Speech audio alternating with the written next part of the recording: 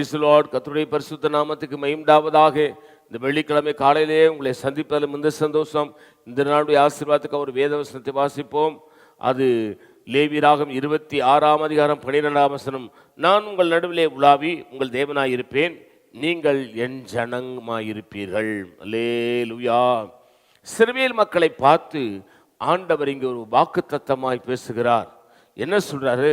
நான் உங்கள் நடுவிலே உலாவி உங்கள் தேவனாயிருப்பேன், நீங்கள் என் ஜனமாயிருப்பீர்கள். அல்லேலூயா.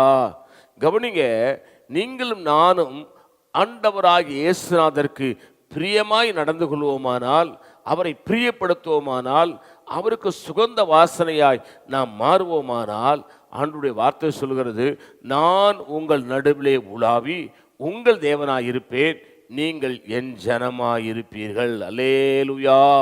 கவனிங்க, நீங்கள் நல்ல ஜெபிக்கிற ஒரு தேவ பிள்ளையாய், ஆராதிக்கிற ஒரு தேவ பிள்ளையாய், தெய்வத்தை கீழ்ப்படுகிற ஒரு தேவ பிள்ளையாய், தேவனுக்கு அடங்கி இருக்கிற ஒரு தேவ பிள்ளையாய், ஆத்தும ஆதாயம் செய்கிற தேவ பிள்ளையாய் நீங்கள் இருப்பீர்களானால், அவனுடைய வார்த்தை உங்களுக்கு நேராக வருகிறது.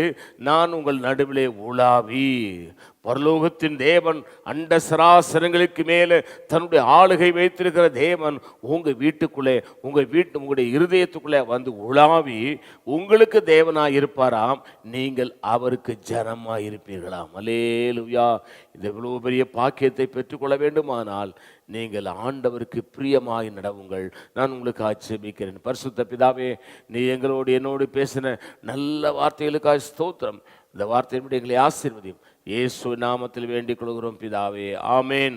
God bless you. கர்த்தர் உங்களை ஆசீர்வதிப்பாராக.